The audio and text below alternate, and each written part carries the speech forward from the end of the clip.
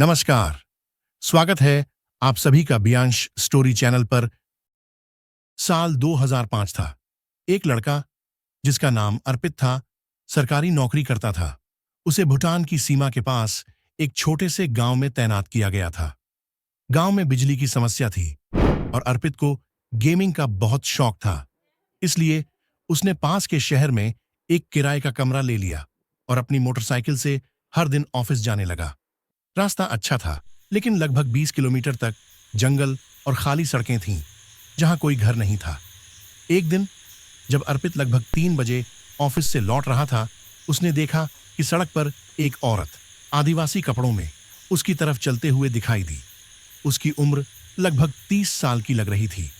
अर्पित ने उसे अपनी बाइक से ओवरटेक किया और जैसे ही वह पीछे मुड़ा, उसने देखा कि वहां कोई नहीं था। उसने अपनी बाइक रोक दी। एक अजीब एहसास ने उसे घेर लिया, लेकिन उसने डर के बजाय जांच करने का निर्णय लिया। चारों तरफ बांस के पेड़ थे और कोई छुपने की जगह नहीं थी। कुछ देर देखने के बाद उसने वापस अपनी बाइक स्टार्ट की और घर लौट गया। रात को अर्पित ने सामान्य रूप से खाना खाया और गेम खेलते हुए लगभग 1 बजे सो गया। लेकिन 3 बजे वह अचानक जाग गया। उसे अपने शरीर में एक अजीब सा डर महसूस हुआ। उसने महसूस किया कि वह हिल नहीं पा रहा था। यह स्लीप पैरालिसिस था। पहले भी उसने ऐसे हमले महसूस किए थे, लेकिन इस बार कुछ अलग था। उसे ठंडे हाथों का स्पर्श अपने गले पर महसूस हुआ। अब वह बुरी तरह से डर गया था। पहले कभी उसने ऐसी चीजें महसूस नहीं की थीं। उसने डरते हुए चिल्लाया, "कौन है?" कुछ क्षण बाद एक धीमी और रहस्यमय महिला की आवाज आई, "तुम मुझे नहीं जानते।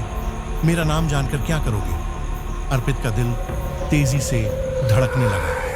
उसने कांपते हुए कहा, "मुझे अकेला छोड़ दो।"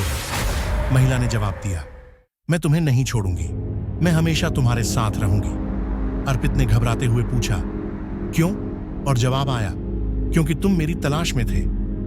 अगली सुबह अर्पित तेज बुखार में था और उसने ऑफिस नहीं जाने का निर्णय लिया। वह बुरी तरह से घबरा गया था और अकेले सोने से डर रहा था। उस रात वही स्थिति दोबारा हुई। उसे लगा किसी ने फिर से उसे पकड़ लिया है। इस बार उसने कुछ भी महसूस न होने का दिखावा किया। उसे फिर से वही आवाज सुनाई दी, "क्या तुम्हें मैं पसंद नहीं हूं?" उसने कोई जवाब नहीं दिया। आवाज दोबारा आई, "क्या तुम्हें मैं पसंद नहीं हूं? मेरे पति ने मुझे नहीं चाहा, इसलिए उसने मुझे मार डाला। एक्स गांव जाओ और पूछो, मैं अब तुम्हें कभी नहीं छोड़ूंगी।"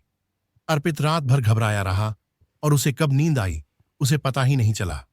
अगले दिन उसने ऑफिस जाने का निर्णय लिया। वहां उसने अपने सहकर्मी राम को अपनी बात बताई, जो उस क्षेत्र का स्थानीय निवासी था। राम ने उसे एक्स गांव की घटना के बारे में बताया कि वहां एक महिला की रहस्यमय तरीके से फांसी पर लटकी हुई लाश मिली थी। उसने अर्पित को एक तांत्रिक के पास जाने की सलाह दी। तांत्रिक ने अर्पित की बात सुनने के बाद कहा कि वह गलती से उस आत्मा से टकरा गया था।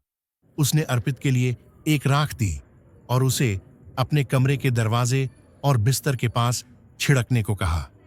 उसने कहा कि इसे 7 दिनों तक साफ न करना।